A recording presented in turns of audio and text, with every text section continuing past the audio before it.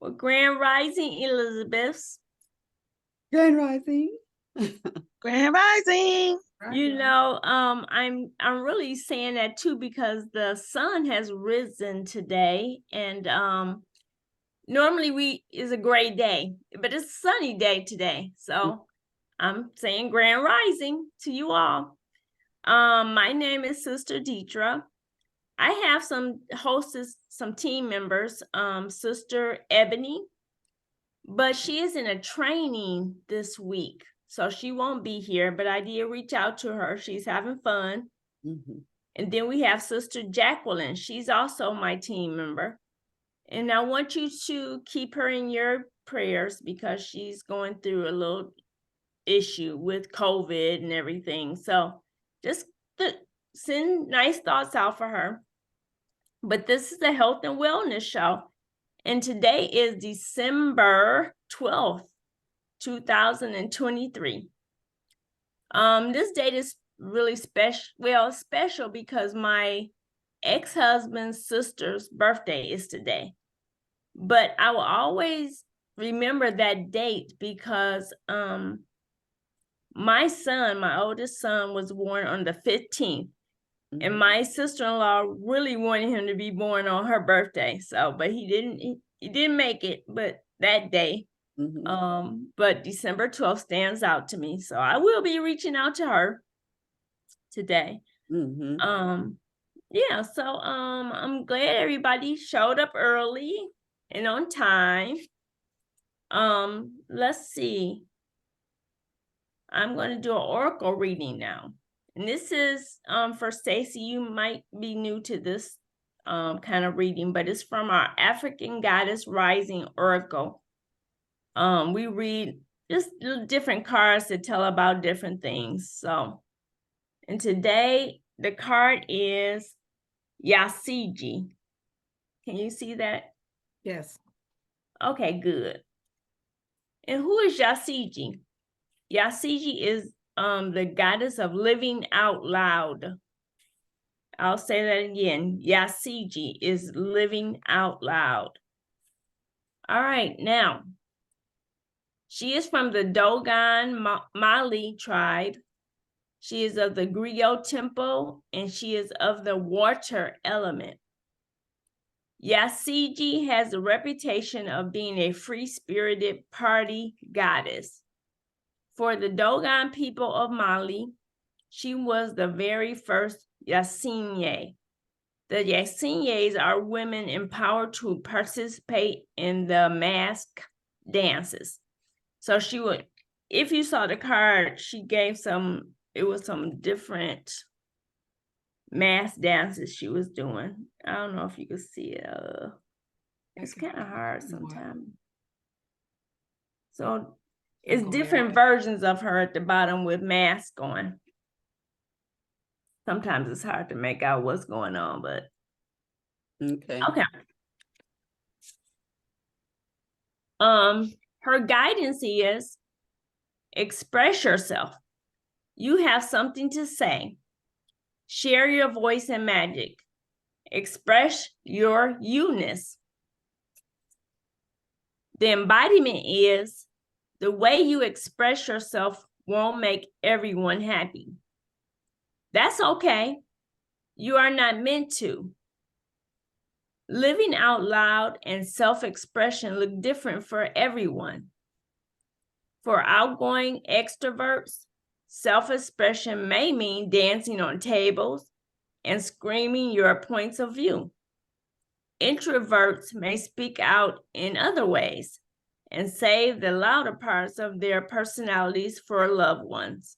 And the goddess declaration is, I am free to express myself fully. That's pretty freeing to me. I am able to express myself fully. That just makes me feel free. Yay. Any thoughts on the reading today? It's interesting. Oh, it's interesting. Yeah. Brought from that, excuse me, perspective. Yes. Yeah. But thanks for sharing that. Before you call on mama, when you very first said it, I thought of Mama Het. The whole thing. Really? Oh, Yes, yes. oh yeah. She got her hand up. Okay, Mama Het. I think that's my mama, my goddess mama. Oh, She said standing on tables and celebrating and out loud. I was like, oh yeah. Yeah. Oh yeah. yeah. Thank you for that energy today. Okay, yeah, for Thank you. sure. For Did you sure, say- because you know what? Did You you say know, her we name look was at people, Atunji? you know, for many years, I saw people at a party or something standing on a table acting wild. But you know what? When I think back, shoot, you know, I would have loved to stand on a table, but I wouldn't do it. I was too, you know, whatever. But I would have loved to express myself any kind of way, you know, having fun, a good time. Right. You know, it's funny because I have a girlfriend. She owned the Mix downtown. She's still there. Angela, I think her name Okay. is. And I was there with her. I don't know what happened. I don't know why it was just us there, but it was just her and I there. And I said, you know what? I would love to dance on the bar. She pretended to sign a piece of paper and passed it to me. And I signed it. And she said, go on up there and let me dance on her bar. Oh my God. Oh my goodness. I was like, thank you. But you know, a closed mouth don't get fed. So I just said it out loud what I was thinking. I don't even think I realized I was speaking outside of myself, right? And she heard me. Oh, So that yes, is Coyote funny. Ugly is real. That's true. That's right. Yeah, I love that. I'm very attracted to free-spirited people. Yes, yes. Me too. Yeah. I am too. Grand Rising, Joy. Grand Rising, everyone. Happy Monday. Tuesday. Oh, happy Tuesday. Look at that. I tell you where I'm at. Joy, I love it. I love it. Here in the Elizabeths, we might have a double day. We've had Tuesday, Wednesday. We've had Friday, Monday. Yeah. Okay. Yes. Time is moving so fast, my clocks can't keep up. It is I so- love I'm that. I serious. agree. It is going. It's going. I'm serious. I have to set my clocks. Even I have an atomic clock that sets itself, and it's not the right time. It's crazy. I know. Ooh-wee. Stacy, Yes, remind me what you do. I am a registered nurse. So Oh. I got okay, so I do a lot. I can't help it. I try not to do a lot, but I always find my hands in doing a lot of things. So I'm a registered nurse case manager who works with individuals in motor vehicle accidents. I'm also a nurse coach who coaches women over 40, holistic coaching, that is, for women over 40 with diabetes. Good. Also, I'm an entrepreneur with both of those. Entrepreneur in those two areas. And then I also have two other businesses that I do with activating stem cells, rejuvenating, activating, and stimulating stem cells, and then Transact Card. So I do a lot of different things. That last thing, what was that? Explain what that is. Transact Card. Transact Card. Transact Card is changing the way banking is done. And basically what it is you become a digital branch office. And being a digital branch office, you can have people come to you, or you can sign people up into your branch office by giving them a Transact Card, which is basically a debit card. It's a Visa debit card. And you open up a bank account and you use that card like you would any normal Visa card on your daily transactions that you do. And you are rewarded for doing it by being, like, say you spend $100 to buy your groceries and you use that card, and then you are rewarded $100 equal in Z-Bucks, which allows you to take that money and use it in an e-commerce store and buy down the price of things that you would normally buy anyway. Okay, I have a question. Yeah, we got Okay. no more. Yeah. If you have a bank, if you consider a bank, so it's the people come to you and withdraw money and things like that too? No, it's Like- not from that aspect. It's Oh. changing the way banking is done from this aspect. You know how when you have a debit card and a business card or whatever, and you use your debit card, they give you rewards. It might give you 1 to 2% on your card. Like for Mhm. instance, I had a business card, and for years I just used it and used it and used it. I decided to close that particular business, and I said, well, let me see how many points I have before I close it. I had like 33,000 points, and I was able to redeem those points for $330, and they just took that money and stuck it in my account.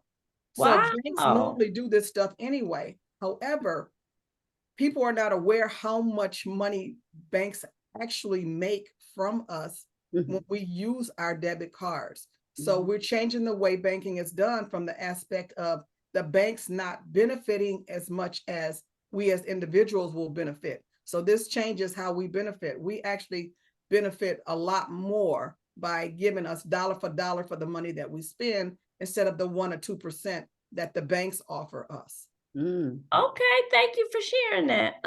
Wow. Yeah, that's awesome. I've heard of that. I've heard of that. That's an excellent concept too. Yeah, so you can be a digital branch officer for $495, I and thought he was just making or noise. you can I just be a don't see what Transact he's card doing. holder for $25. Okay. Yeah. So anybody interested, let me know. All righty.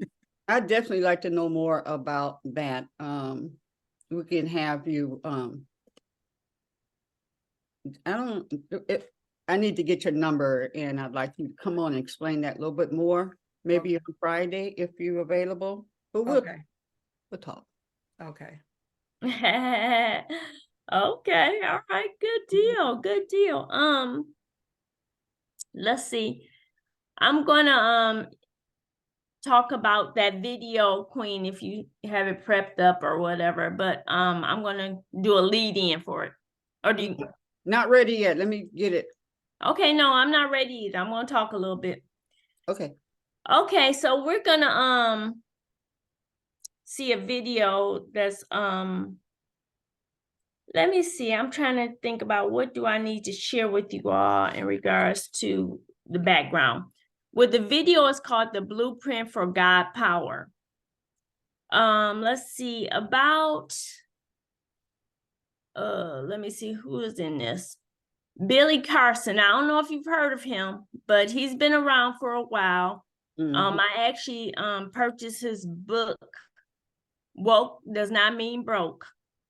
So it was a good book, and he had a little video and a live video where we can ask questions about it and everything. It was nice, but the book is good. It's about even though we have a stance of being enlightened, you still can work and make money, good money. You don't have to be broke just because you are knowledgeable or religious or whatever. Let's see. I've been following, like I said, Billy Carson, and he is a part of this video, the Blueprint for God Power. Awesome. In addition to Billy Carson, I don't know if you've all heard of Dr. B. Serious. This is another gentleman that I've been listening to for about, I say a year. He has a wonderful way of presenting information that I respond well to. I can receive what he's saying. And also a part of this Blueprint for God Power, when you purchase this video, they give you a list about, I would say about 10 prayers from people from all over. I mean, it has, what's that preacher out there in California? What's his name? I believe I forgot his name. Oh, I know it. Begin with the M. Anyway, Gosh, I should have wrote his name down. But Michael Beckwith. yes, thank you. Yes, exactly. He was on there, and then it has what's the Friday person's, is she on there? I'm thinking of Friday, your Queen, the one that your partner used to be, Danny, and she works with yes. yeah. Ayana. Yes. Van Zant. Mm-hmm. Exactly. Mm-hmm. So it was a wonderful prayer listing of people that shared prayers in this video. Mm-hmm. Let's see. Now, how did I come to do this? Well, many of you know Mama Razia. Well, Mama Razia knows so many people from around the city of Detroit for sure. Mm-hmm. But one of the people she knows is this lady named Christelle Bassa. And you might know her, Christelle maybe. Well, anyway, Christelle, she actually hosted Yaki Awaken coming to Detroit the first time. Mm-hmm. So we kept in contact because I followed Yaki for the last 2 years. So with he deals with herbs and things like that. So I've been following him. But Christelle, I reached out to Christelle to see how she's doing with her cleansing and things like that. And she said, Deitra, I'm doing fine. And she asked me if I followed Billy Carson and Dr. Be Serious. I said, yes. She said, I purchased, the video that they put out, it was a month ago. They put a video out and it was dynamic. I wanted to purchase it, but I don't know. I was feeling like maybe not. I was too indecisive at the moment. But when we talked and she said she bought it, she said, I can give you you can pay for half of it, and I'll give you all the links and everything. You can watch all of it. Now, the interesting thing about this video is that it's about 11 hours long. So it's been a minute since I've had it, but I listened to all of it, not in one fell swoop. No, I broke it up, but I have watched it all. And this little excerpt that Queen is going to play today is going to kind of give you an idea about what kind of thing is on the video. Now, you might ask me, Deitra, what have you gotten from watching this video? Well, for me, I'm going to go a little deep here, but I learned to view everything from a different perspective. After hearing what they shared, I look at things a little differently, a little deeper, a little from a spiritual standpoint, and really realize that spirituality is a part of the things I do in my life, and I need to take another look at them. And then the other point that I would say is after I watched this, I really came from a position of power. Mm-hmm. It's almost like you realize the God in yourself, and that you don't deal with everything from deal with anything from a perspective of being a victim. It's like you really go into that God sense of who I am. So that's what I got from watching this video. So let me see. All right, we can play it, Queen. Remember, this is just an excerpt. He's talking about the video, but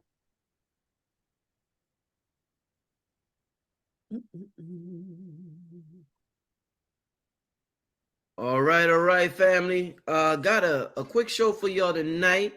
I know a lot of y'all sign up for Blueprint for God Power Part 2. We just want to make a couple of final announcements. Talk to y'all real quick. And it's a full moon tonight. A lot of energy in the air tonight. Hope all y'all doing great. Let me go to a quick commercial. I'll be right back in 1 minute, family. Quick commercial. Okay. Mom, I wanted you to start at 17, Queen. Oh, okay.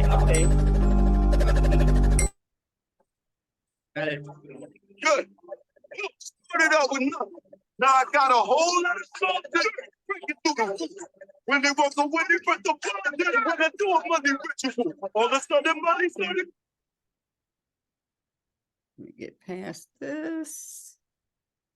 Let's go here. You said 17. Uh-huh.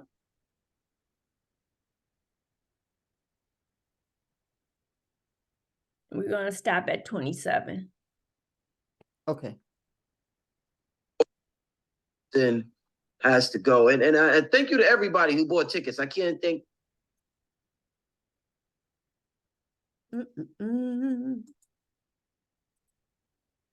So of course they're talking about before the event happened, but it has happened already though.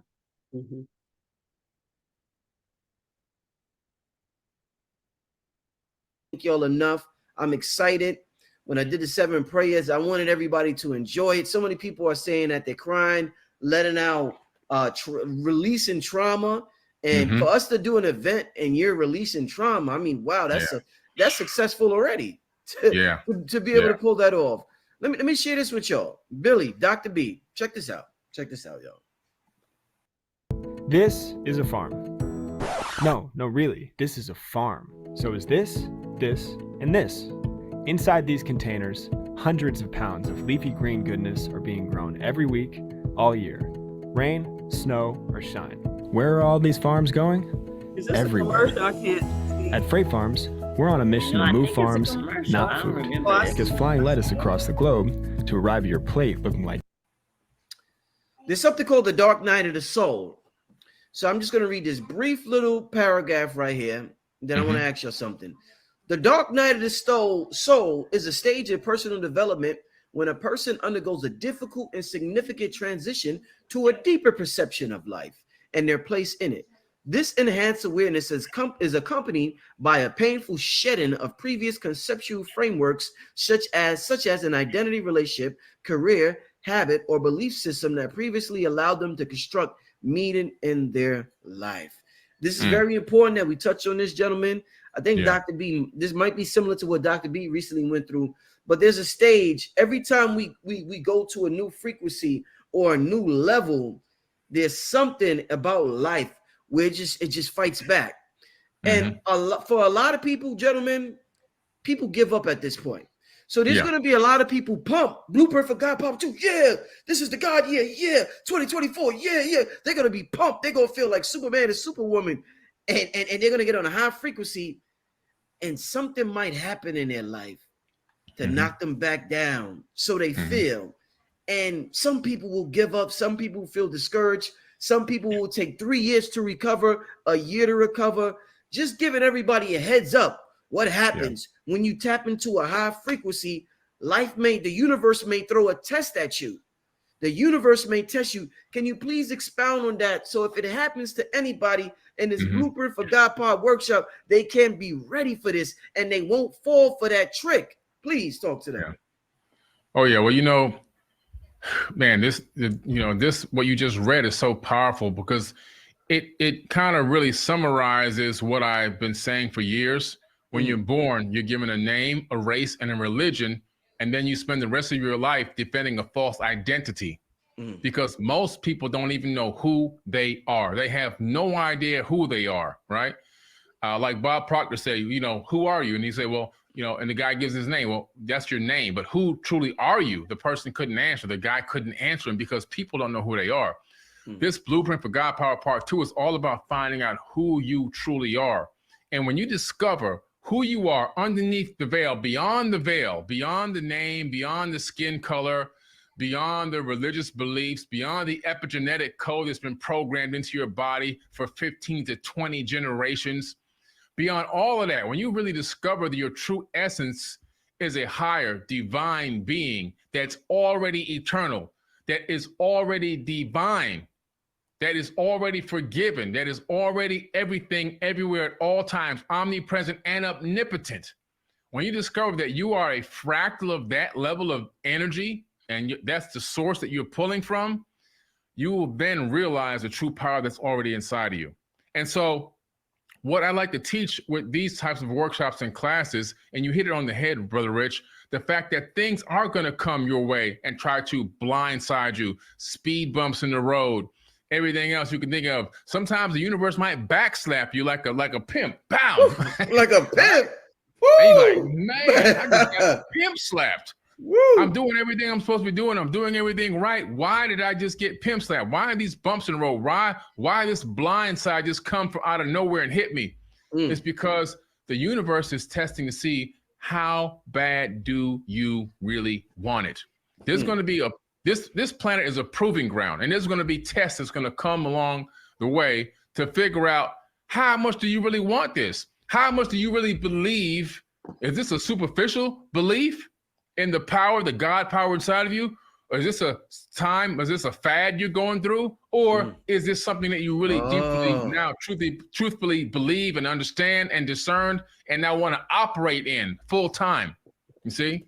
And so now also once you agree and that is your level that you want to operate in, and you're working to become your mastery over yourself, then you're still going to get more tests because now you have to utilize that power.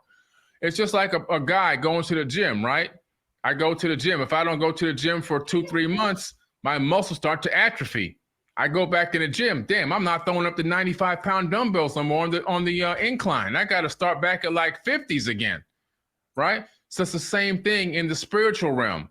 You're going to have to use your spiritual muscles, all right? And you're going to have to flex every now and then and show the power that you wield over these situations, how you handle them, how you respond to them, how you react or don't react. All these things is what are incorporated into these teachings going into the God Power teachings. It's God Power Part 2 and even some of Part 1. And so people have to understand and expect these things. Just like you expect these global sicknesses that's going to come every few years and the global crashes that's going to come every few years. We know they're coming. Don't pretend like it ain't going to happen again. Don't pretend like the real estate market ain't going to crash again. Don't pretend like the stock market ain't going to crash again. Matter of fact, it's going to crash in a few more days, right? So with that knowledge, that foreknowledge, you're prepared mentally, spiritually, and physically for these things to happen. And that's what it's really all about. Walking in your true divine power, knowing who you truly are. And when these things arise, it's like instead of you getting completely backslapped by it, you get stunned for a moment, but you say, you know what? Watch this. And then you go to work with all the tools that you've been learning and researching and implementing into your life. And you begin to watch these situations just diminish right in front of your very own eyes. Excellent. Excellent. We are both the initiate and the initiator. Creating the initiative and the initiation.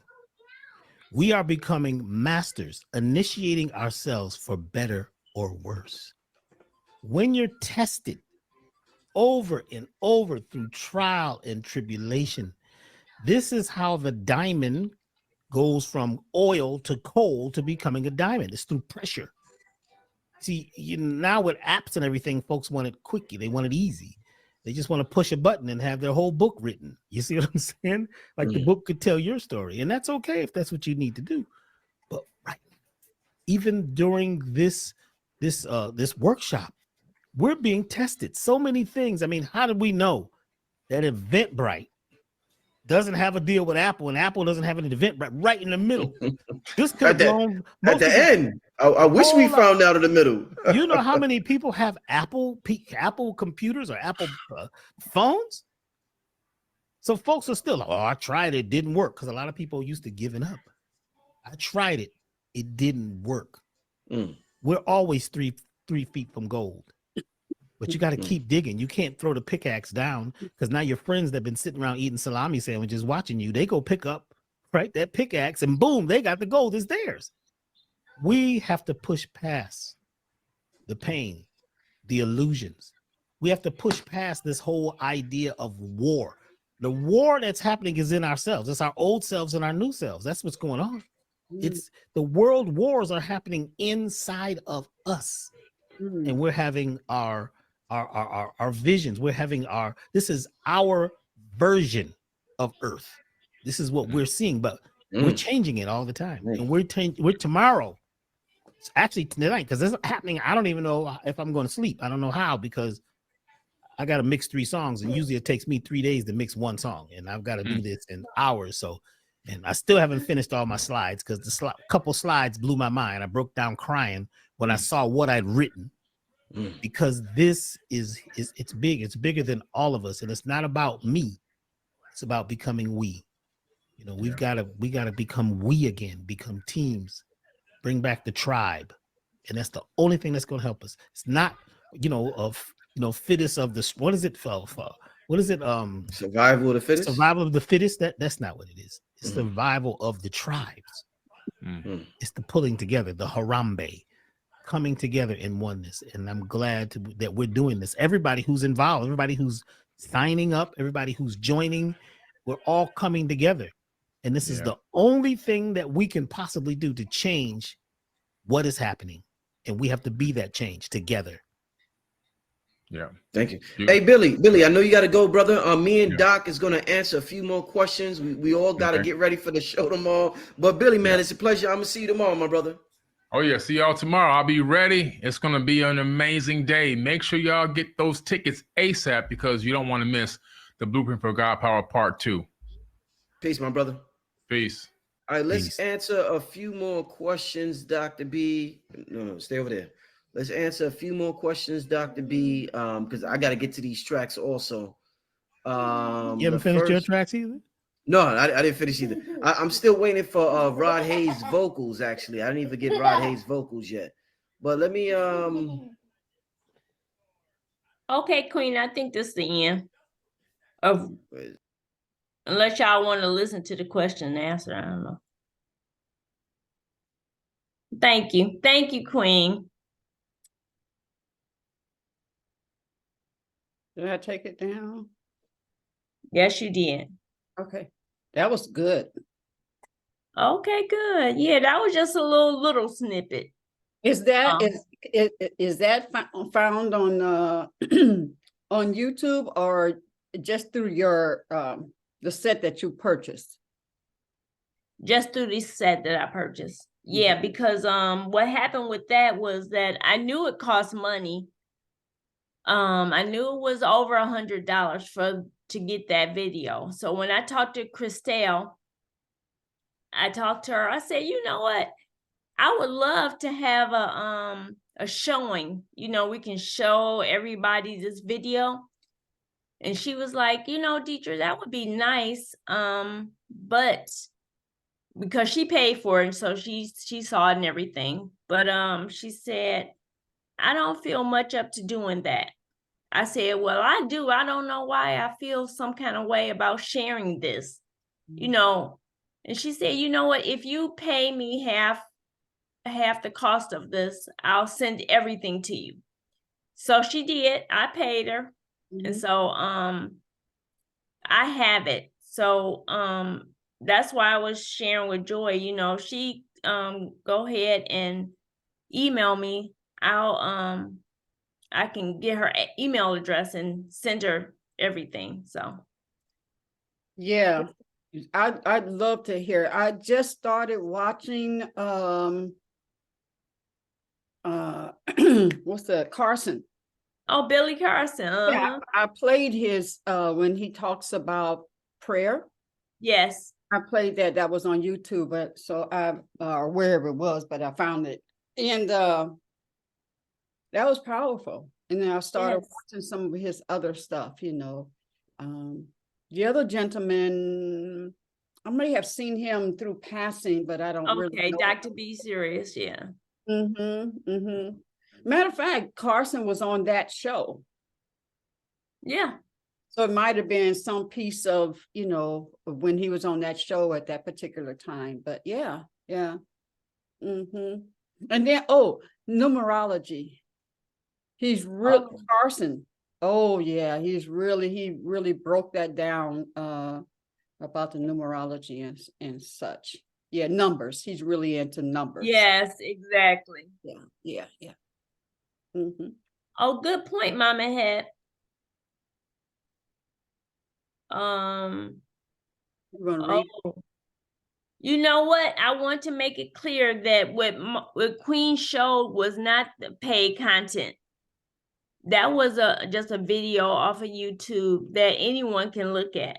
So it wasn't the paid part. I have access to the paid part. Okay, but what I'm saying is that you say that you're going to have an event and share that. That would be, when people have paid videos and you have a group and then you show said video, so us talking about it could be challenging. Okay. Yeah. I hear you. Yeah. Well, I didn't do anything, so.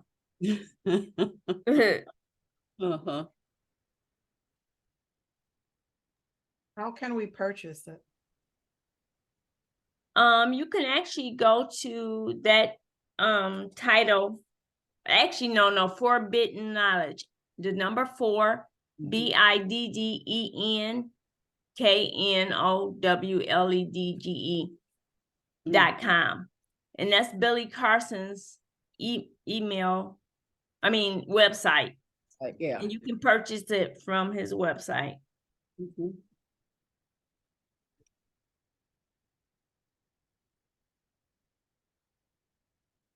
But no, it was really well, a wealth of information. Like I said, I walked away, feeling just like a god. You feel like you can do things, you don't feel victimized about anything. So right. I love that go ahead, Mama. Oh yeah, I was just gonna say I really appreciate them expressing and sharing how once you gain some knowledge, how you keep getting hit back. Like, wait a minute, what do you mean you're gonna rise up out of this? In reality, or the falsehoods of life will pull you back and say, no, you can't go over there. That's new territory. You can't heal yourself. You can't stop being a victim. Those types of things that happen when you take those steps forward, and then some old idea will pull you back into the previous step, before you made that journey over. Just keep reminding you can't do this because you're not a child of God, Right. Those types of things. So I really appreciate all 3 gentlemen sharing about that. Yes, that's really powerful. It really How is. once you make up your mind, it's just like having your lots. You get into it when you first get them. It's like, what are you doing? Why are you wearing your hair like this? And people will come at you. And then after a while, once you get them, you you rise to your power. And then you feel like when you cut them, you still feel like you have them. And then here they come again, So right. it's a journey of growth. It is. Yeah, I can appreciate that. Yeah, well, good. Thank you for sharing that. Let's see. If there's no more conversation about the that video, I want to share some things Sister Ebony shared with me. She couldn't come today, but she shared some things that she thought we can talk about. In this, she shared with me maintaining your mental health during this season of giving, which that can become a issue, right? You want to maintain your mental health, and are you a cheerful giver? And what healthy boundaries do you hold around giving? So those are 3 points she said will be good to talk about. Well, let's see. That last point, healthy boundaries around giving.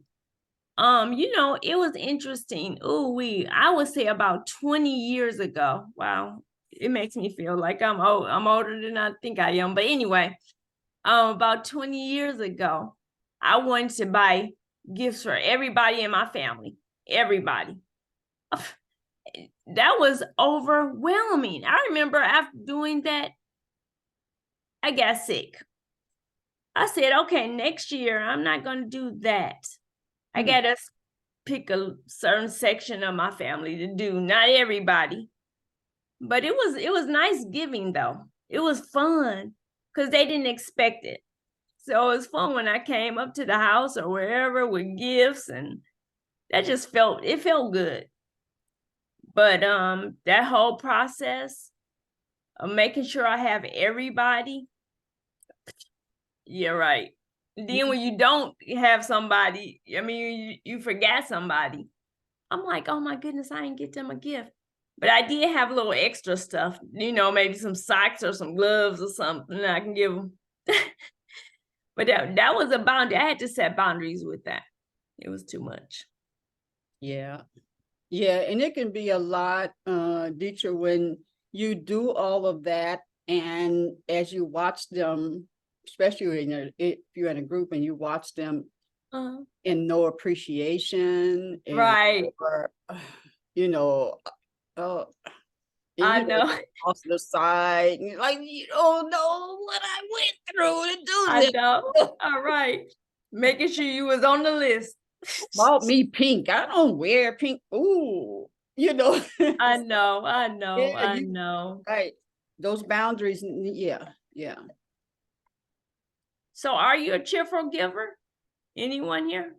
Anybody a cheerful giver?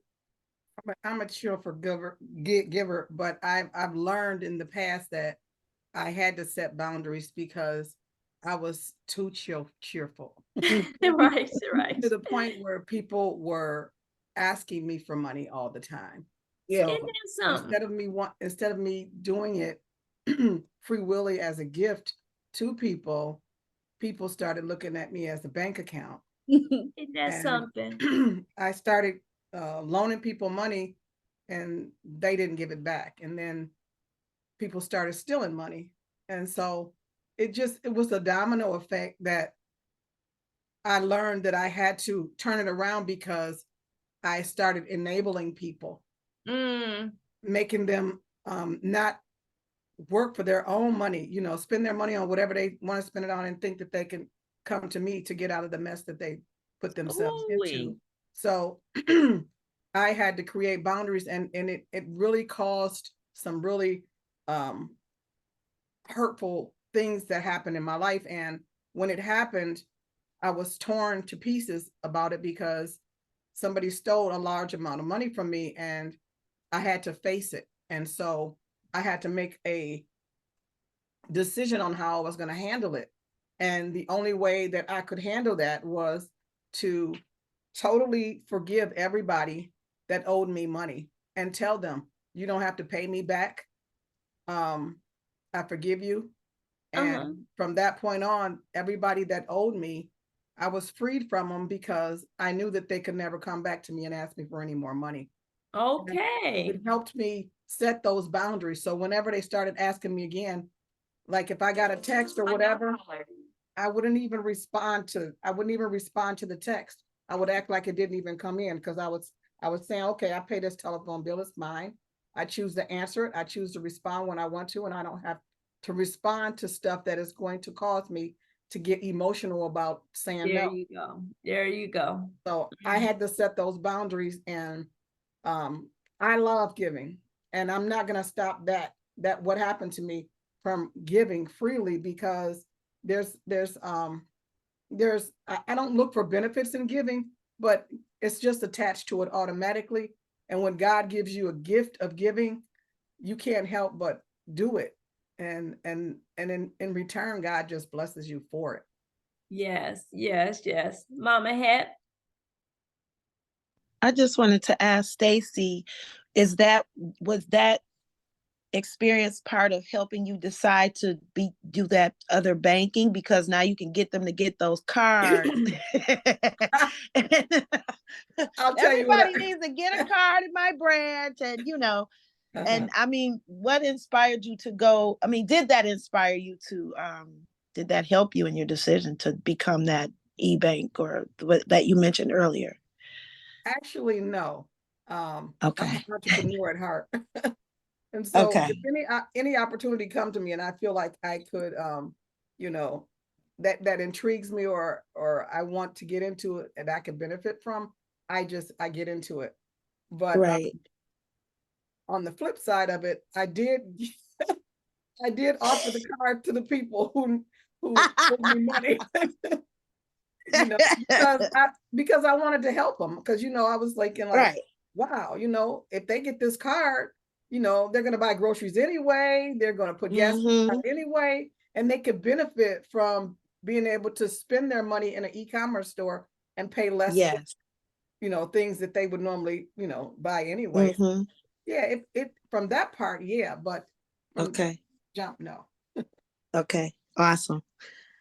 Yeah, help empower them. That, you know, I think that's a good thing. That's why when people ask for help, I like to share with them how and the why of a thing, so that they can now be empowered, and then they can teach and, you know, learn and teach as well. And then I don't have to be, you know, the go-to person.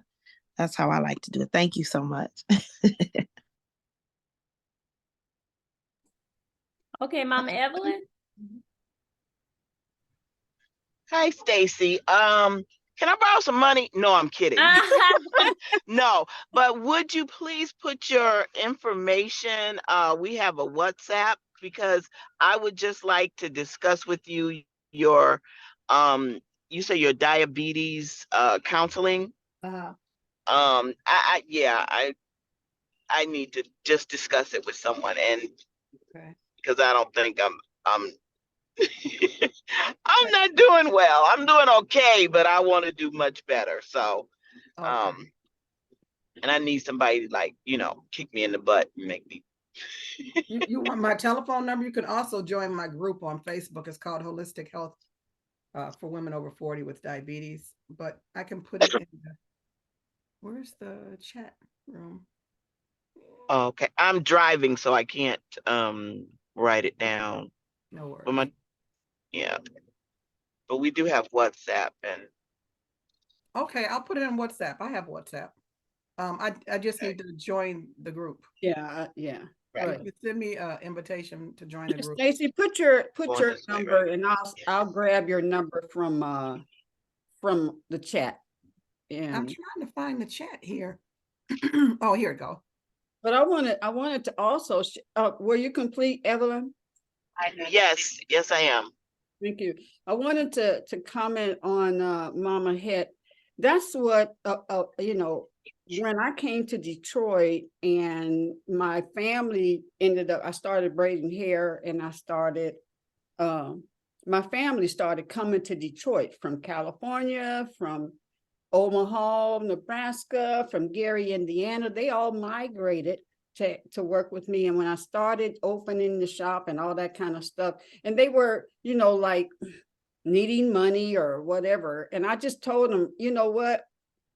Because if they saw me, or my husband saw me, or my son, or anybody saw me doing hair, and if they knew they were individuals, what we call zillion, then they knew I was going to get paid. They started spending my money before I even got it. But I told them all, every one of them, that's why we have Everett's Natural Beauty School and Salon, is because I said, I can give you or I can teach you. And so all of them learned how to braid. Yes. That they ain't come out of my pocket, and you know, so that's what, absolutely, I'm gonna teach you how to do it so that you don't have to ask me for mine. And that was a requirement. You can't go, baby, go over there and braid down for somebody, you know. So that is so important that you teach them how, or offer it, Stacy, like we were talking about, you offer it. Probably they are the ones who said, nah. And the ones who never asked you for anything, because they're taking care of their own business, seize the opportunity and the blessing and the responsibility for themselves. And then they may, you know, at least ask questions. Some that are always handout, don't even ask you what it's about. And, well, let me check it out, or something like that. Yeah, so one thing I did do is, because it was a Transact card was so inexpensive, and because it's around the holiday times, I gifted them the Transact card. That was another way of me giving freely by Yeah. giving them that. Yeah. Oh, that's nice. For my Information has value. Mhm. our our limit now, I mean, our what did you call it? Boundaries or something? We Yeah, take care of boundaries. the babies. We just take care of Philip and my husband and I, we just take care of the babies, you know. And then that way, because those children that we were always given to now are having children. And so that's what and then when my mom and, you know, the elders, who was, you know, the three of them, my mom and my aunts and Uncle D, we take care of those, and everybody else are on their own. And let me say one other thing about gifting. One year when Fame went to join the service, and when he came home for Christmas, he gave everybody a poem that he wrote for them. That was the best gift.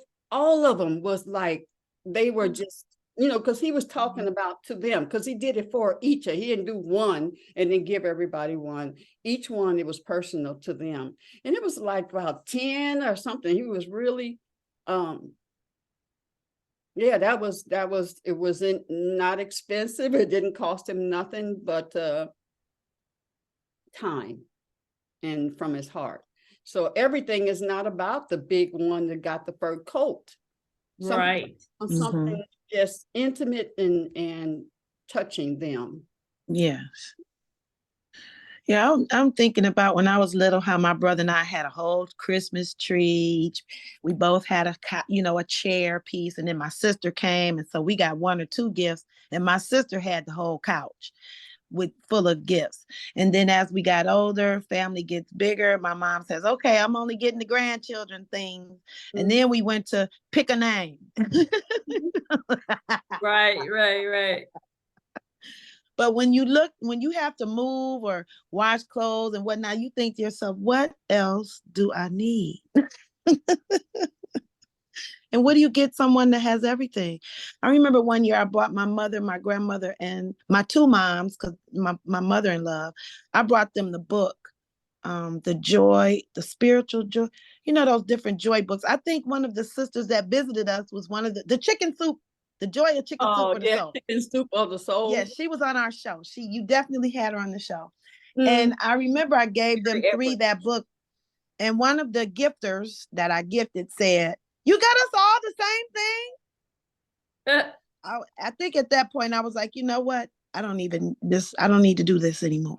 Because it was very, I thought I was giving from my heart, and I thought it was something beautiful to gift. And for someone to make that comment, I was like, you know what? I don't need to anymore. So what happens is, and I have a girlfriend, her mother, she never got her Christmas gifts during Christmas. She always waited to when prices went to the real price after Christmas. Yeah.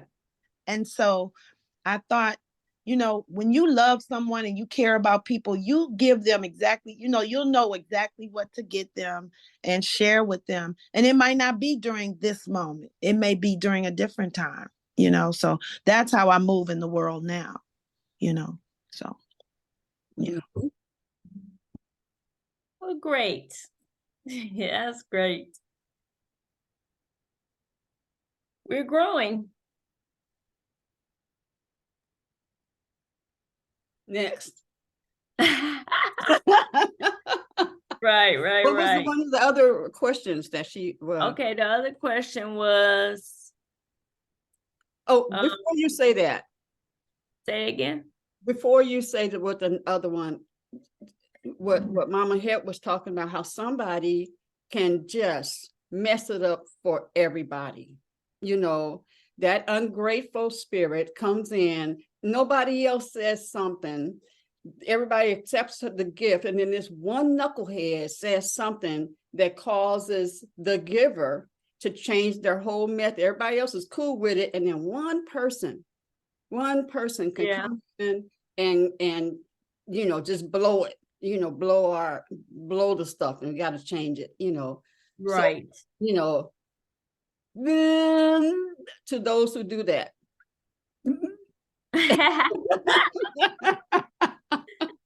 Well, that's funny. Yeah, so another question was, how do you maintain your mental health during the season of giving? Yeah. Because sometimes it can be a little overwhelming, maybe. Yeah. Maybe that's the word.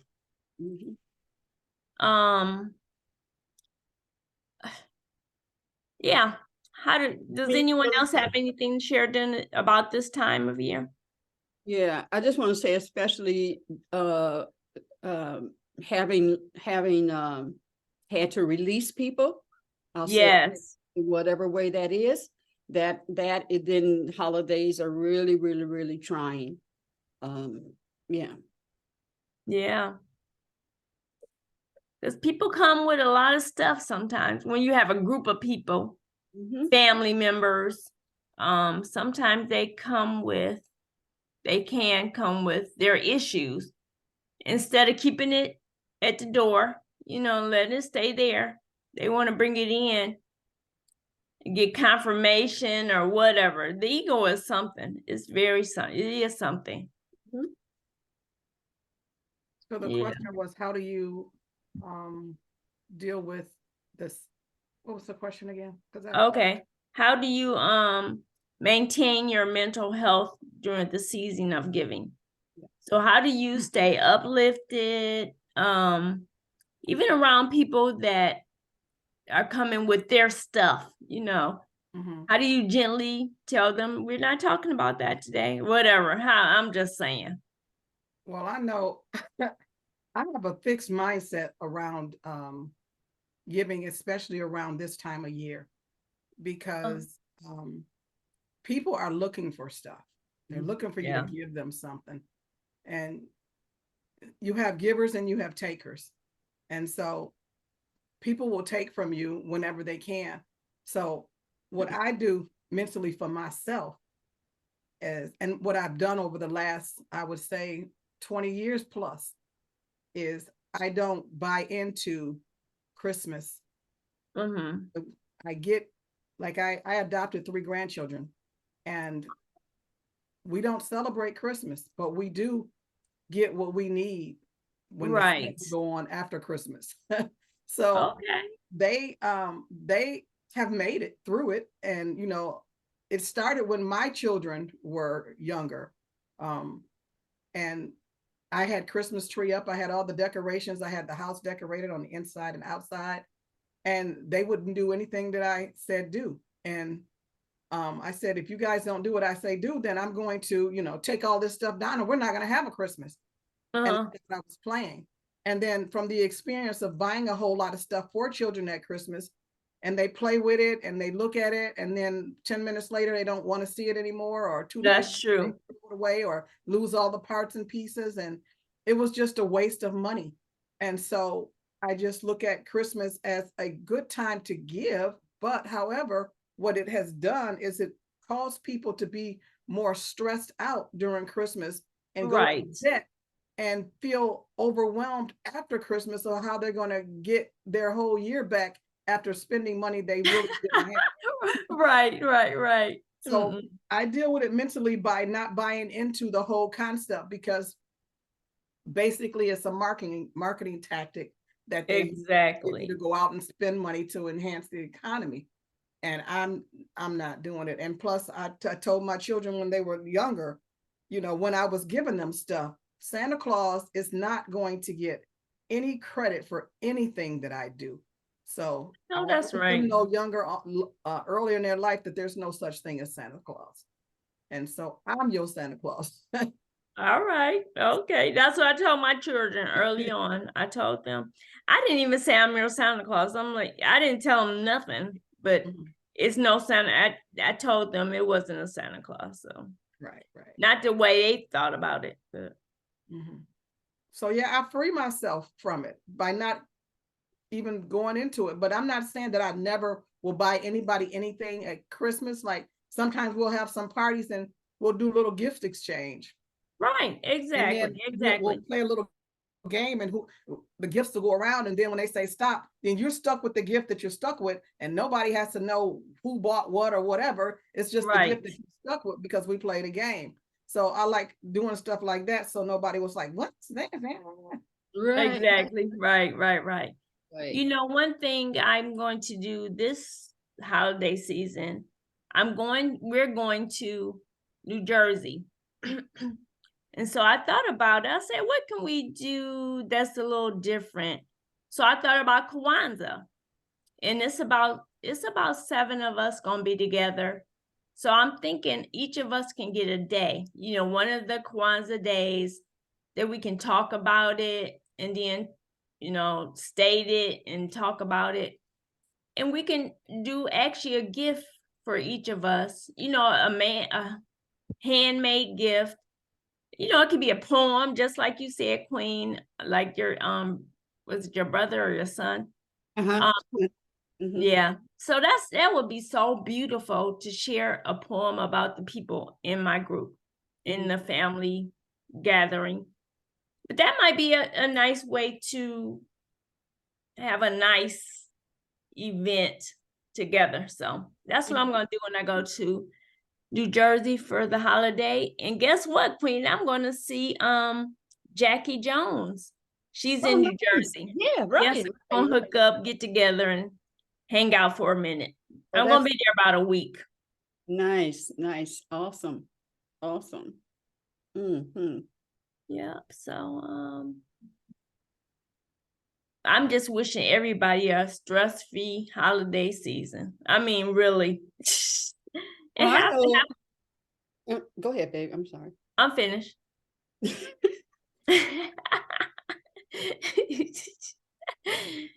Oh, you know, food. Right. Food. I'm so tired of the Thanksgiving food. I'm so tired. Right. Oh, I mean, you know, the same food and everybody's all excited about it. But for me, I'm like, oh, okay, it's gonna be that. Who's gonna do the macaroni and cheese? Who's gonna complain about the macaroni and cheese wasn't like the one that so-and-so made? And you know, just something around the food, something, you know. Right. Yeah, it's really an excellent time to be creative, you know, right. All of it. Because this Thanksgiving, I've changed my eating habit. So I don't eat macaroni and cheese. I used to love it, but I made some left over. I'm going to toss all of it. You know what I mean? Because I don't eat it. And I know how it affects the body now, you know, with all those pasta and cheese. And I mean, that's kind of, so it was an interesting time this time in Thanksgiving. Yeah. I didn't eat anything. I'm just like, give me an apple or something. That's good enough.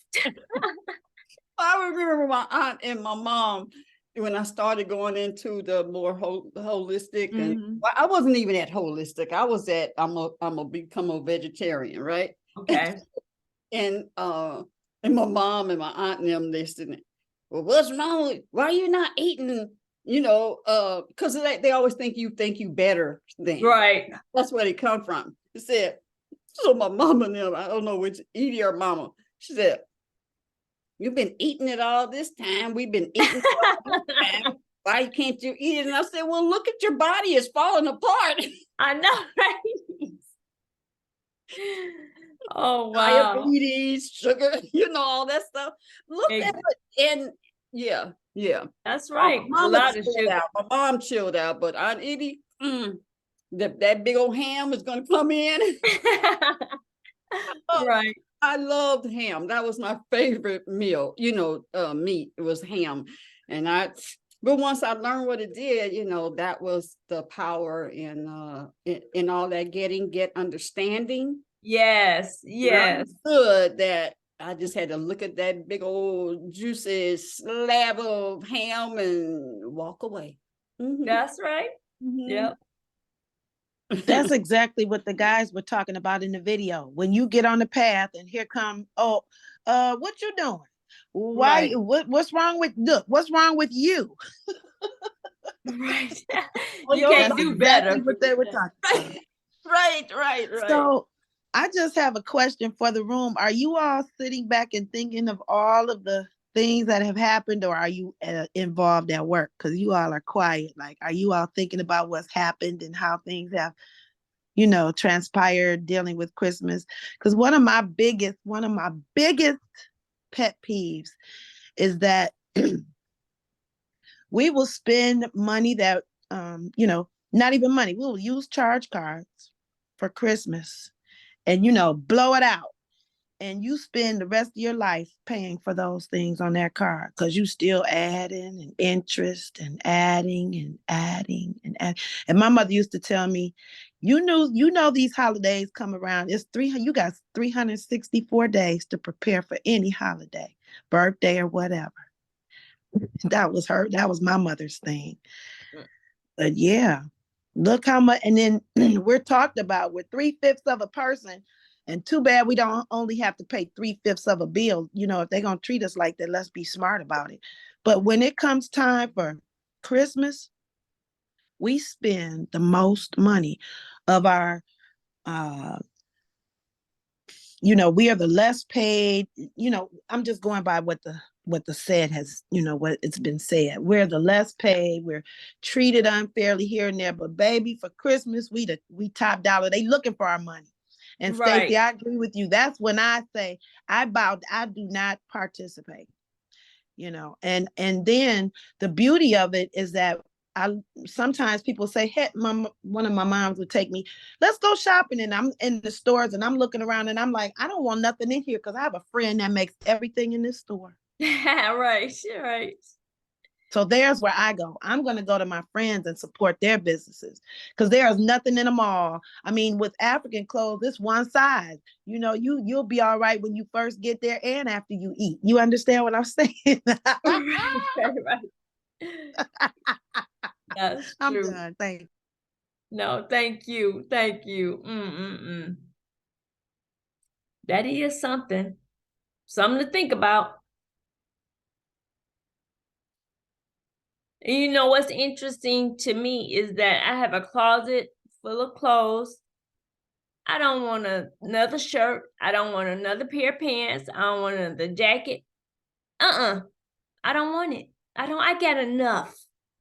And so it's like little trinkets and stuff. We get all that stuff that I throw away eventually because it's taking up room. And I tend to be more of a minimalist, I don't like a lot of stuff. Yeah, so this holiday, it's like they can't get me. They ain't gonna get me spending a whole bunch of money on nonsense.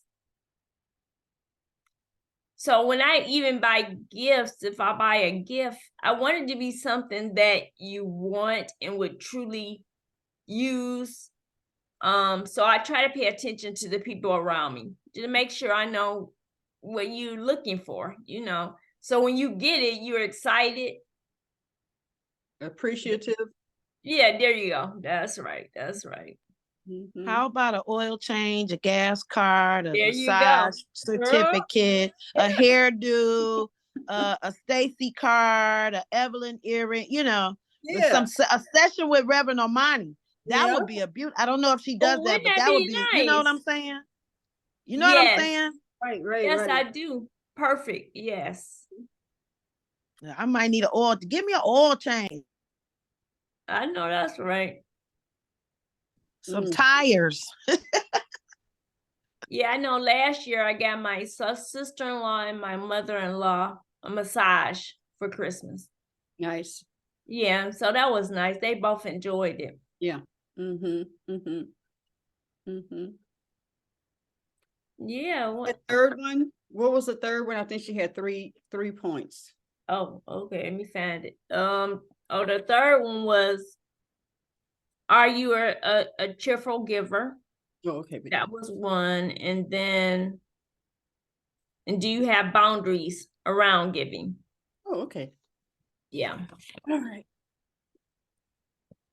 So all our what do we call them? In witness protection program. Y'all gonna say anything? I have to crack up when I hear that. I think that is so funny. Oh. And one of our Elizabeth, she asked me, she said, I want to get out of the witness protection program. Can you help me show my picture on the screen? Oh, nice. Yeah. I know. I said, I'd help you. I help you. That's funny. All right. I know. Greetings, Grand Rising, Alita. How are you doing this day? Not bad, not bad at all. Okay, good. It's nice to hear your voice. And Yeah, how I'm about sorry you? I missed the beginning because you know Billy Carson's my guy. Oh, yes. I Remember we talked about that. Okay, please do. Please do. No. We did. I was saying you and I talked about it at the at our event back in the summer. Exactly. We sure Yeah. did. Yes, we did. But I missed. I came in late, so I don't know which one you all were listening to. Oh, okay. We were listening to the it was a video that talked about, you want to show it again, Queen? How about we do that? Oh no, you can just tell me or just put it in the chat and I'll copy it down. Oh, okay. No, it was a you'd have to go here and get it from this video because that's not on it's not public. It's a set that she purchased. Oh, okay. I got you. So you No, but what we showed today was not that Oh, one. that's on. Oh, okay, cool. Yeah, that's on YouTube. Okay. And the name of that one, let me see. It was just kind of a advertisement for the Okay. yeah. I mean, It I'm was fine because good. I look at quite a bit of the videos by him and the Okay. young man too. Yeah, he recently got married, right? Oh, he married. What's her name? I can't think of her name. I forgot her name too, but Yeah. Good for him. I know. Yeah, I think But he just got back from Africa or somewhere. He goes so often. right, because he already has posted the one for 2024. Wow. Okay. So letting people know if you want to go. Right. Mm-hmm. Okay. But Well, I was let's see. your conversation about the gifts. I've had that conversation with myself for many years until Oh, finally really? there was a period of time I just stopped buying gifts, period. Okay. Mainly Okay. I buy birthday gifts. I try to skip Christmas. Okay. Except for maybe my seniors. I have a couple stepmothers and yeah. But Yeah, that used to good. that used to hurt.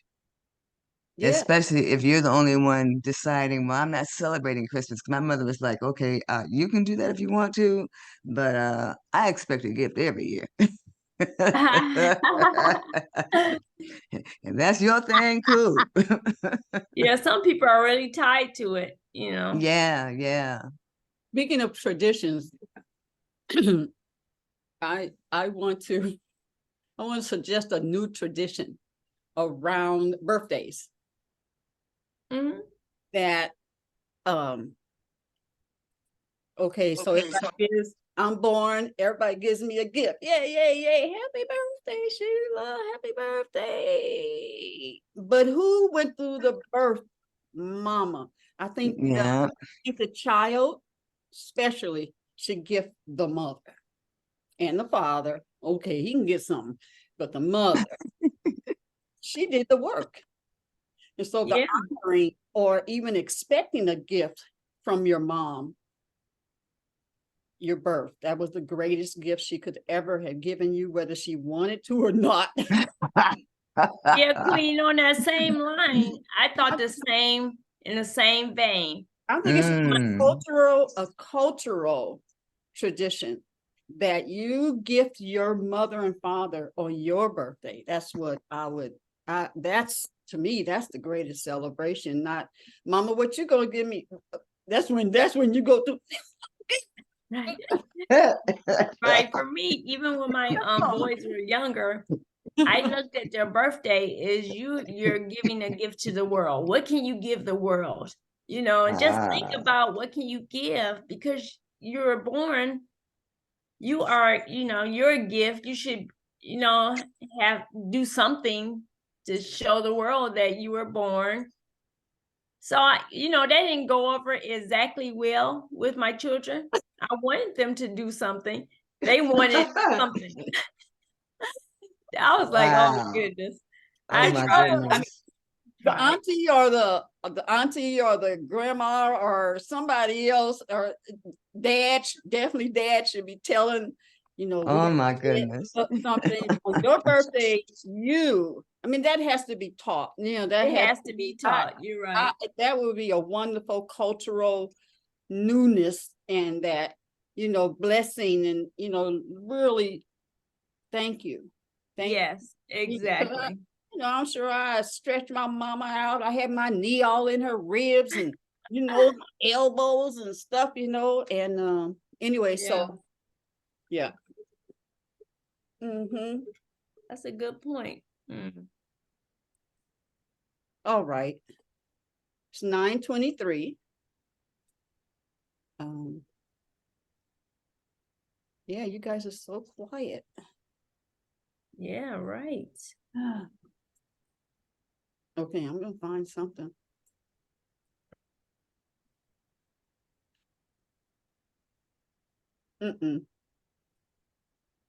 I did my meditation this morning at 6 in the morning. Yeah, and Mama, remind us of what we're supposed to have tomorrow while I'm looking. Okay. Well, Queen shared with us some Toni Jones, who is from Detroit. She's a beautiful meditational artist. And so I was inspired to ask us to create our own meditations, if at least the words, something that you want to focus on. And it doesn't really have to be so set like everybody else's is. Maybe it's a talk about how to get through Christmas. Right. Or some words of encouragement for yourself when you're feeling down and out and need that lift.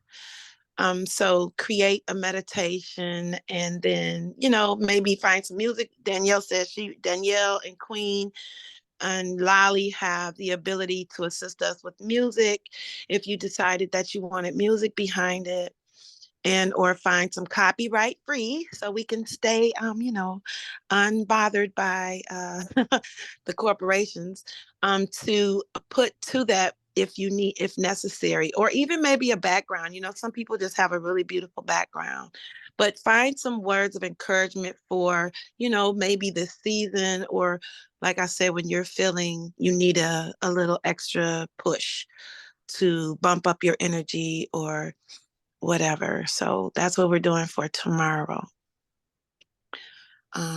Easy does it. And like I said, it could be just a casual conversation. Just record yourself, voice memo or video, and record yourself just, reading. You might want to pick up a book that you love and an excerpt from a book, or read some cards or something. But I really, really like to see us do our, something inspired from our own life experiences and create a meditation. That sounds wonderful. Who knows? We might be able to make the Elizabeth meditation CD and have that for, give back. All right. Okay. All right. So here's another. Oh yeah, it's the same person. And this is about this week, dealing with Carson. Billy Carson speaks on Terrence Howard quitting acting and opening the flower of life.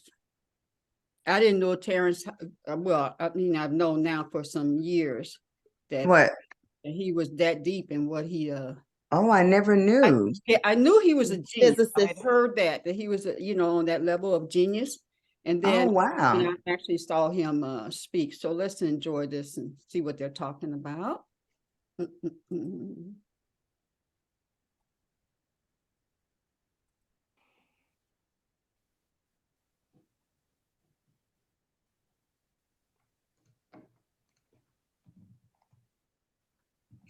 We should be live right now, family. Okay. We should be live right now, family.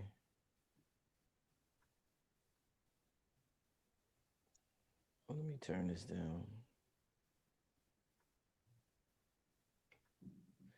Okay, so family, as y'all can see, let me see who's in the chat. The chat room's starting to fill up. Peace, family. Free 'em all TV, Bound by Cords, Old Dog, Don, CG.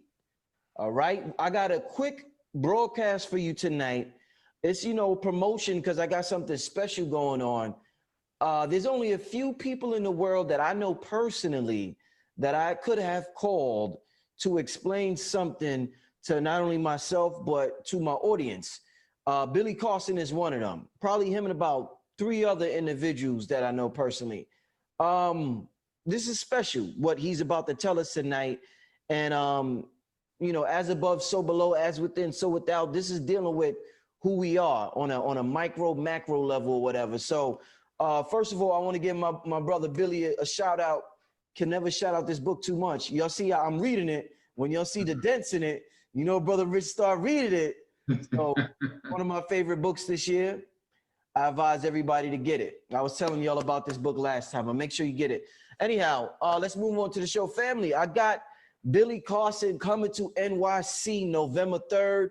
This is something that I know my audience thought they would never see. They thought would never happen. It's going to be absolutely amazing. I'm in awe that I'm able to make this happen and bring this into this reality. Billy, I want to thank you so much for just getting down with my channel and coming to New York, my brother.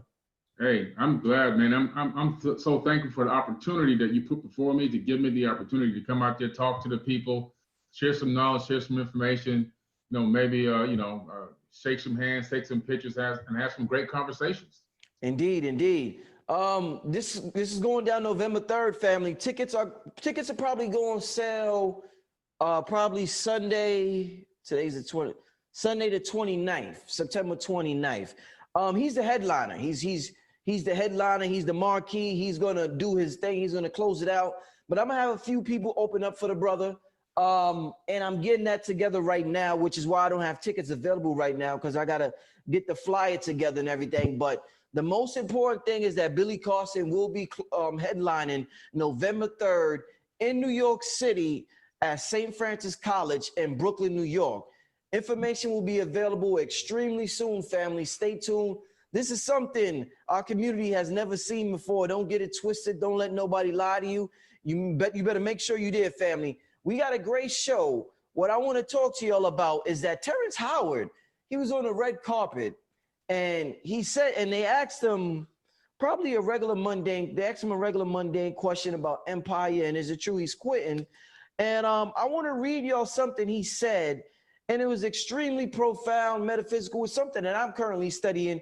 So I was touched by it. And it's something that my brother Billy Carson is able to elaborate and explain to us.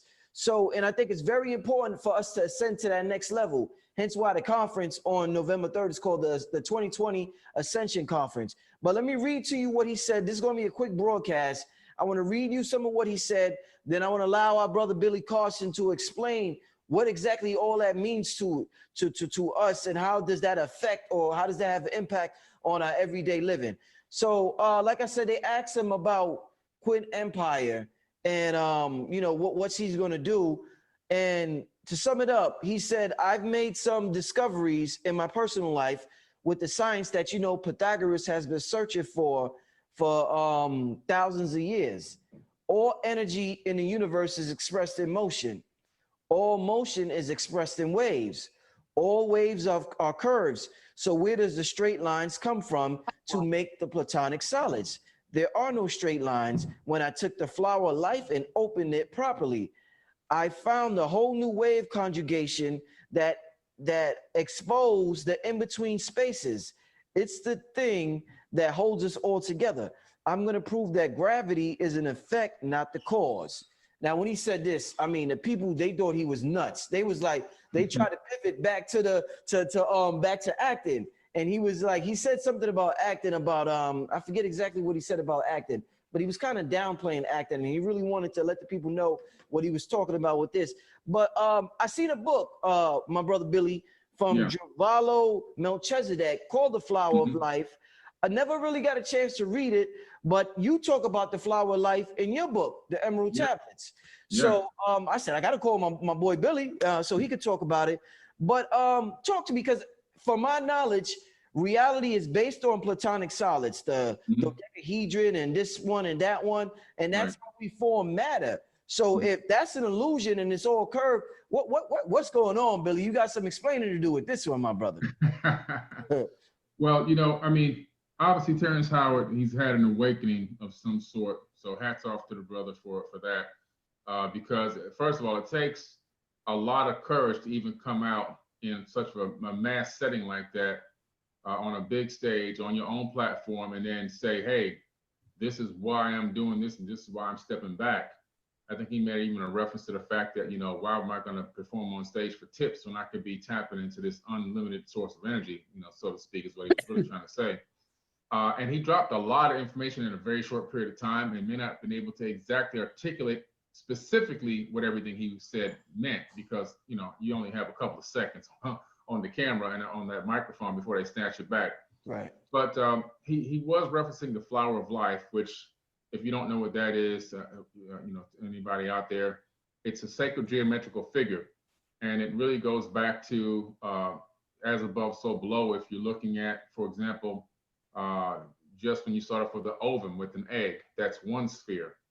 And by the time you add 6 more interconnecting spheres, you now have a seed. You have a seed of life. Then, you know, so it goes from a seed to a fruit to a flower. You know, so it's really a progression of life. And at the base of everyone's spine are a group of cells that are in the form of the flower of life, and mostly almost all organic, especially mammalian species.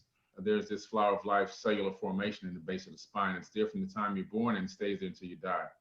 But that's just a representation in a biological life form, because as above, so below. When you go into the next level, where we're talking about the ether of space-time itself, and this is where he was kind of really getting deep with it.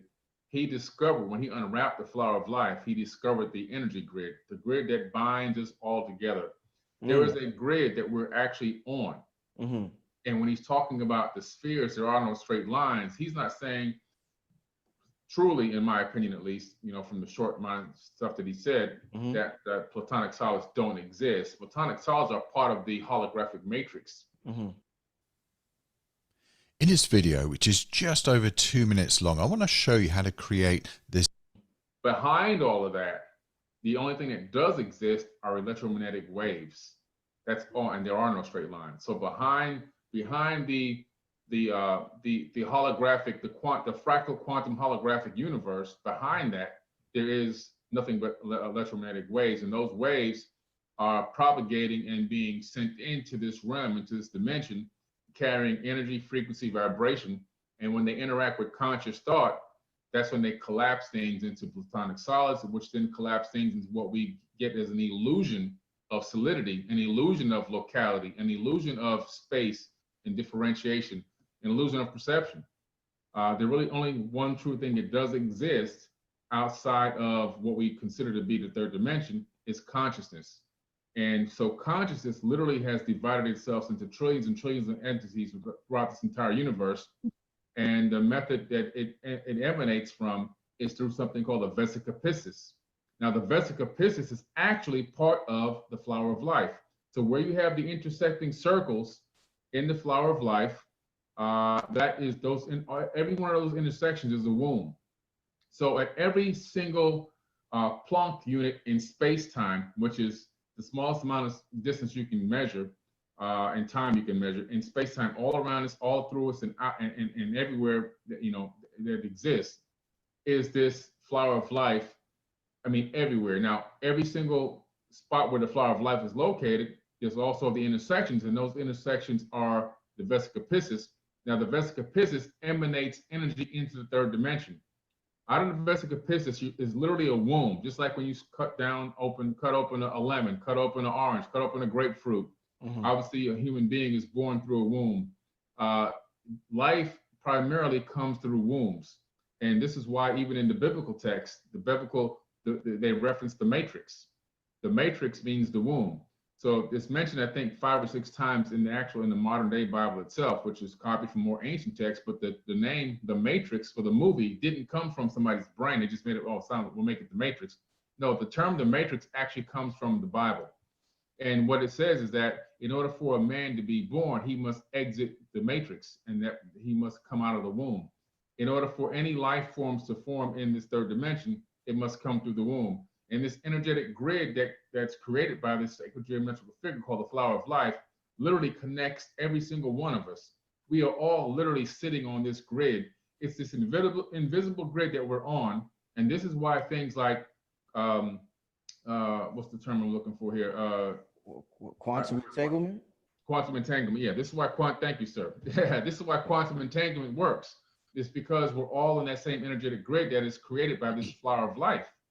So, if I take 2 particles or even 2 photons, and I utilize a laser to do something called parabolic down conversion and get them on the same frequency, I could take one of those particles to the other end of the universe, and I could change the information on the one that's local to me, and the other one at the other end of the universe will change instantaneously, bypassing the speed of light.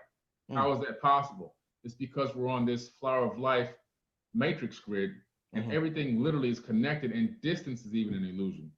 So we are really living in a fractal holographic universe. And what he was trying to say is that the projection from this flower of life creates this illusion that we're operating and living in. And it doesn't mean that we're not real, but what it means is the mechanism used to create this third dimensional illusion comes and emanates, the energy emanates through that flower of life from the vesica piscis into this dimension, and along with then consciousness intervention helps slow down the frequency and vibration of the electromagnetic waves, which then give us the illusion that things are solid and things have matter, things have substance, things have distance and locality and everything else. So it's really amazing. I mean, this is an amazing, I don't call it an experiment, but it's almost like we're living inside of an experiment or a creation, just like all the ancient texts have said. For what purpose to an end? I think that the main reason why we're here is to collect information and data, because it's as above, so below. So if you take it from the below standpoint, from the human brain, encased in darkness, doesn't know what's going on the outside, says to his friends, all his 5 senses, hearing, smell, seeing, touch, and everything, go out there and tell me what's going on. The friends go out and collect information, bits of data. They themselves don't know exactly what they are collecting. They're just collecting information from the outside. They can't decipher it. They bring it back to the brain, which is encased in total darkness, and say, here's the data. And the brain wants to then figure out what's going on. Then it projects a hologram as to what it thinks is going on outside, and you navigate through the matrix that way.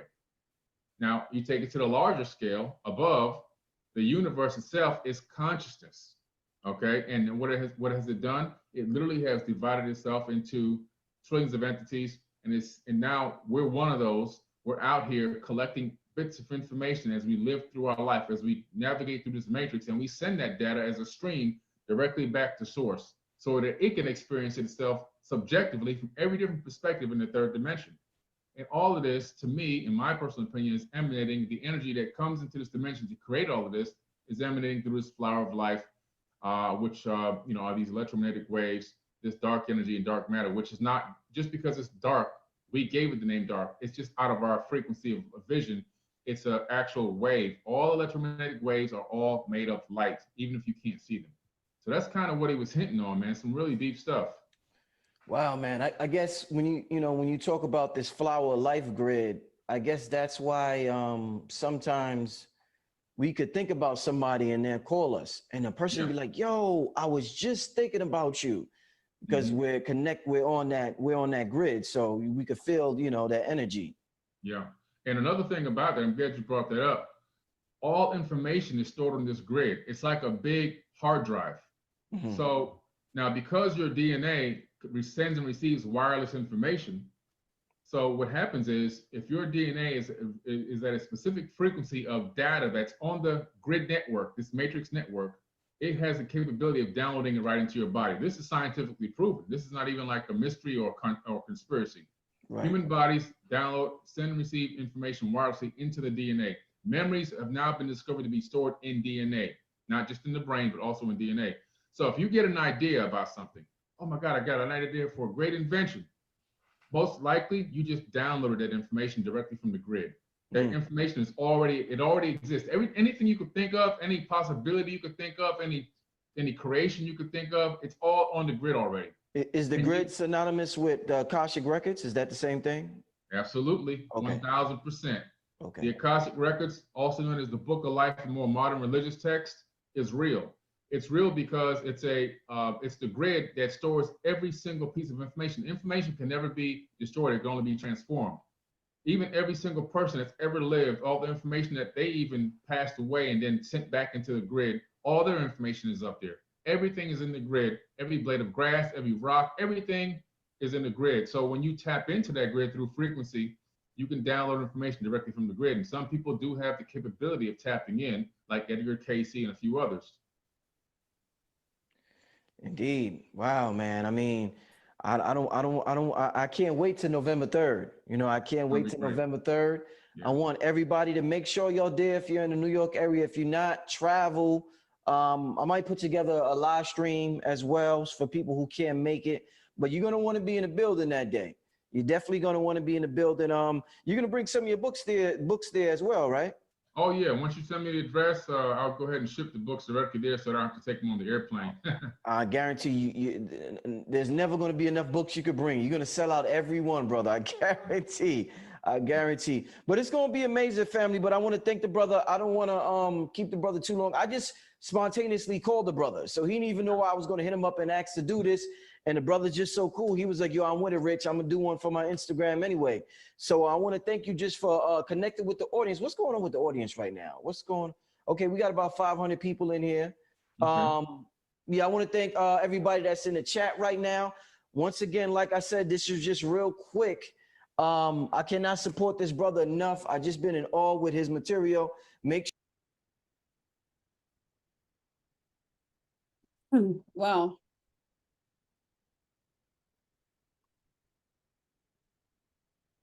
Huh. Wait. And that's when I saw Terrence, and then I saw it was at the some awards thing. And I remember him saying that, you know, and I was like, what was he talking about? And then I caught him somewhere where he was speaking to some college students. It was deep. And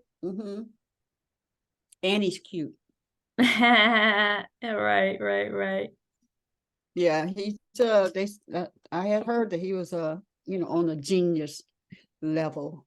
Like, yes, I'm glad you put it that way because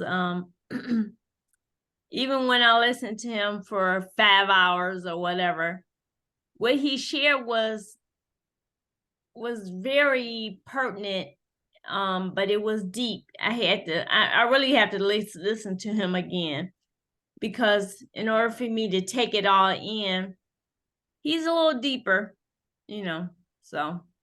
Yeah. Grand Rising, Lakeisha. Hello. Oh, there she is. Grand Rising, everyone. Hey, sweetie. Grand Rising. Yeah. I have listened to Terrence Howard, and I didn't think he was crazy. I live with a beautiful mind here. Yeah. And we've studied those things also. And I don't know if he mentioned the Merkaba, which is the shape that includes the circle, the diamond, the triangle, the square. They all fit inside of each other. And when I saw about the flower, I was familiar with it, and it makes a lot of sense. Like when they say you look at shells and spirals, that's why I'm attracted to the spiral as well. It makes a lot of sense if you can just put down all of what you've been told and taught, and these great things have been left out of our experience. And once you dive into it, it makes a whole lot of sense. I was sharing with Haru that I would love to give the flat earth people this message to listen to and comprehend about the curves and motion. And, when you get to the deepest part of you, it will make sense. So if you're interested, please listen. It's so funny because Haru and I had just watched again the Terrence Howard when he went to a college and shared with the students what he found out. And Jim Carrey went on that trip as well. And some other people, because Jim Carrey isn't acting as much as he used to because he's on a journey as well. Yes. Yeah, so if you can take time, expand your mind, and go there because it's well worth it. I just think it's profound and beautiful that we get to meet this information before we leave here. I think it's important. Yeah, I have a friend. Her and the husband. We sat on this couch late night after a gig, and they talk about the flat Earth, and are you crazy? And it didn't matter what evidence you said. How can that even happen like that? No, I mean, they still argue, make their stand about it. And when we think about them, my husband and I, we just laugh. Yeah, the flat Earth, the flat Earth, flat Earth. Look, no matter rise around flat Earth, right? No matter what shape it's in, we can make it a better place. How about that? I know that's right. That's what I'm talking about. That right. Anyone else want to share? Yes. Yeah. That was very interesting because a couple of days ago, I'm sorry, I didn't I was putting in a claim for somebody, but it was very interesting that he was speaking about that because last week I saw Terrence Howard at some college or something, and he was talking about the same thing, and it was very, very interesting that this came up, this week about this, this, what's it called, the cellular flower or something like that. What is it called? The flower of life. Yeah, the flower of life. Yes. And he really wanted to go really deep into it, but he left his projector and different things like that. So he wasn't, but he was very excited about his discovery and different things like that. And it was like, wow, very interesting. Yeah. Yeah, he talked a lot about how everything is connected. Everything is connected. There is no separation. Yeah. Everything. Which there is no straight line. The grid or the matrix. Right. Yeah. Yeah. What you got, Rev? Yo, what'd you say? I said, what you got? You know I got a lot, so I'm like, oh, don't even get me started, okay? Are you still in quiet mode? You got 10 plus minutes. Well, sort of. I am starting in quiet mode, and when I get in quiet mode, that's just because God working on me. Yeah. Okay. Right. Okay. In a deeper kind of way. Yes. And out of these conversations, because I just be really listening to what we're saying. Because our speaking gives our whole world. What we're saying is giving our whole world, right? And I'm at the point where, the first thing the brothers started talking about was the dark night of the soul, which is a critical aspect of spirituality. It's what had me become a minister, because I hit the dark night of the soul and didn't know which way to go. But I had enough spiritual consciousness that I knew to go back in spirit, because I had to break down across the board, spiritually, mentally, emotionally, physically. Everything broke down. Yeah. But I had enough to know to go that my spiritual foundation was the most important piece. So I went there first to start to put things together. So it's been a journey to first put myself together spiritually. That took a few years to get my foundation back in strong. And then it was mentally, well, actually emotionally, because, you know, most of us have these emotions and we don't even know how they work. And our emotions have to do with how we attract things in our life. So, you know, as you keep going, so they're all tools like this, you know, like the brother's been talking about, they're tools. So you got to know which tool to use for what. You know, I'm not so much into just having information to have information, because it makes me doesn't do me no good. If I have information but I don't know how to use the information that I have. Right. If I don't know how to apply it to what I'm dealing with in life. And it's the thing about it, we can know something, but can we practice it at the crucial moment is the deal. That's right. That's right. Do you know how to practice? Right. And practice it's like anything. That's how you train yourself. It's through the practice. Right. So that's what I'm left with, like everything that we said today. Okay, so how do I apply it to my life so it makes a difference? Otherwise, it's just information. It's just information. That's right. It's just information. It does me no good. Right. And I like, yeah. So that I don't be saying nothing because I got information. I have all the information I need, but right now I need to know how to take and put together all the information I have to create and cause an extraordinary life for me and the people that's in my life. So that's what I got to say. Yeah. Wow, wonderful. Mm-hmm. So my mantra is practice, practice, practice. Right. Yeah.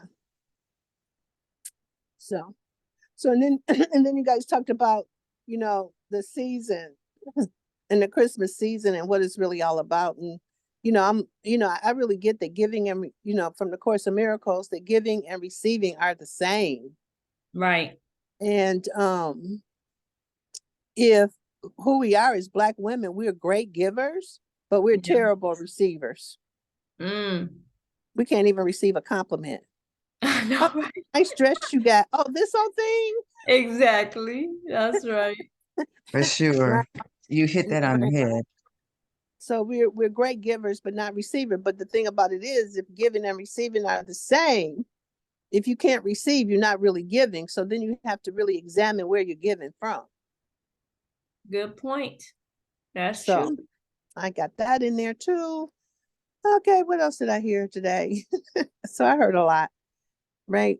And I think that, yeah, I heard a lot in terms of like what we were talking about. Because in my family, after we got to a certain age, it was like Mama had said it.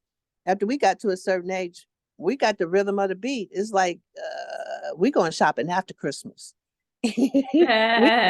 we became like to go shopping the day after Christmas. Don't wait a week after Christmas. Rather than getting one pair of boots, I can get 2 pair of boots and some shoes, all for the same price. It's like, oh, this is way better. So that reminded me of that memory. So thanks, Mama Head, because that's what we did in our family. Yep, Deitra, we are both givers and receivers. Well, we're poor receivers. Just notice how you receive. We can't receive much.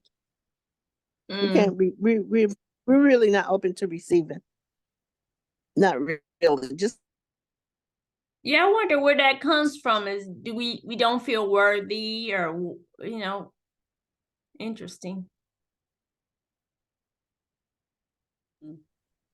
Yeah, I noticed that, Rev, the last 2 times you have complimented me about my growth, and I'll turn it around and give it to, you know, give it to you. It's because of who you are that I'm blah, blah, blah. How you receive. You just cut me off. And you'll start to notice it. And then it was something about what Stacy was giving to her family. And when she was saying she had money and she could give it. One of the big principles of money is you have what? Where what comes from? Being a good steward? Say it again, because you got cut off on some of it.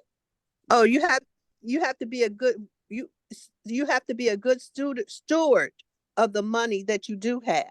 So you can't be just giving away. That's not being a good steward. That's not being a good steward.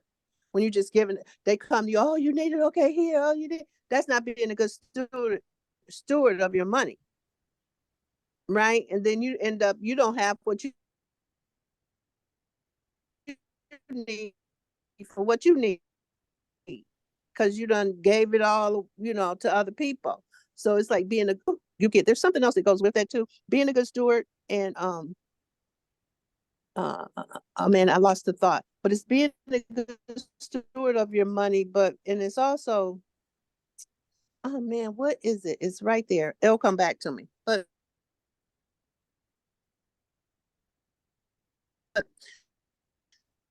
that's what I just want to say about what she was saying. Oh, here it is. See you fishing, and they come to you and they want some fish. It's one thing to give them a fish, but it's another thing to teach them how to fish. Right. So she's sort of doing, Stacy is sort of doing that, like, here's a transaction card. Go. You're breaking up, babe. Go do your thing. That's like showing them how to fish. Right. So that's all I got. Mm-hmm. Oh, I said that's all I got. Mm-hmm. That's all I got. Okay. What Well, I heard. thank you, Reverend Omani. You're welcome. And it reminds me of when you spoke about, both you and Stacy talked about, you give too much stuff. It reminds me of when I dated a guy and he said when he did things that didn't make sense or cost him money, he called it a stupid tax. He said, I have to pay a stupid tax. I paid it, because he was into what you call it? Where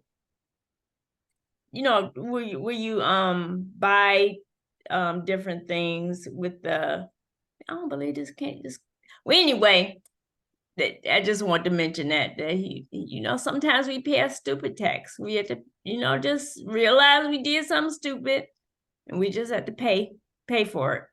Mm-hmm. It happens. Mm-hmm. We are actually on the hour it's now. okay. Long as you live and learn. There you go. People. That's live right. And learn. Mm-hmm. But it is, in a second, it'll be 10 o'clock. And want to remind everyone tomorrow about writing your words. It don't have to be long, don't worry about the music. Just bring your what you want to say, and we'll create from that point. Okay, the meditation. Okay. Mm-hmm. Mm-hmm. And let me see. Oh, Kwanzaa. Every day we're gonna get ready. We're gonna prepare for Kwanzaa.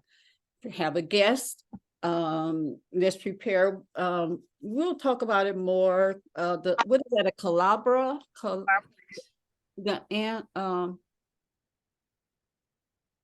The candles. Oh yeah. Okay. Candles. Yeah. Mama Queen. Kwanzaa starts on that. Let's see. We might have to do the days a little different. Will it work for the week? Well, it starts on the 26th.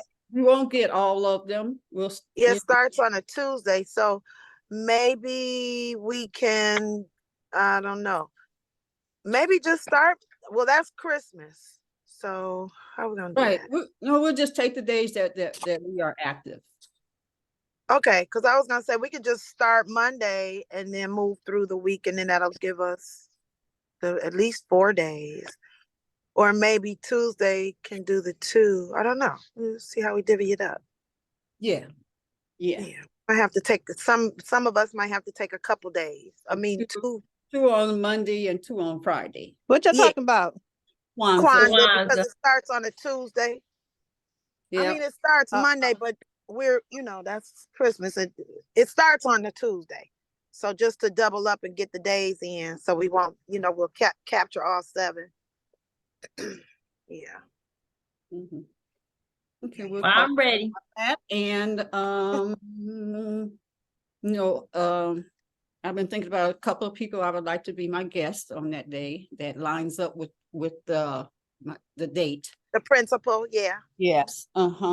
So, and we would like to get it out by we really definitely want to get it out by the 15th.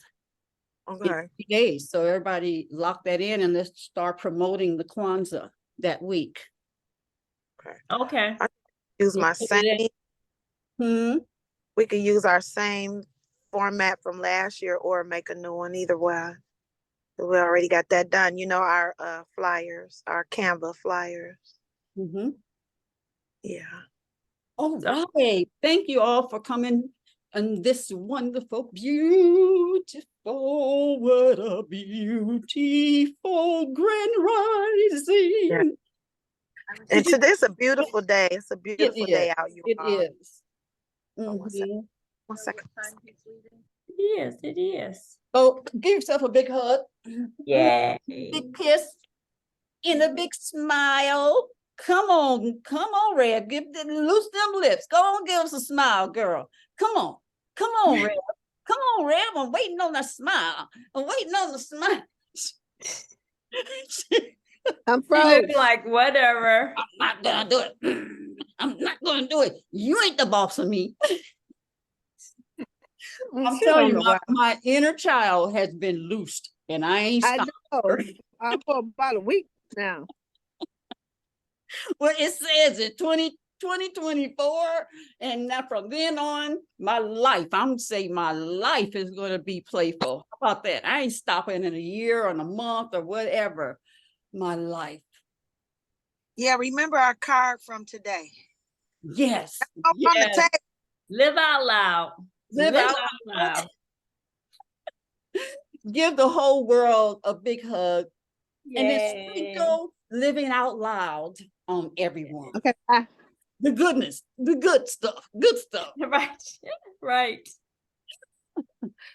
Peace out. Don't forget to send me the invitation to WhatsApp. Love you. Yes. I sent it. Okay. Oh, you did? Thank you. Bye, ladies. Bye-bye.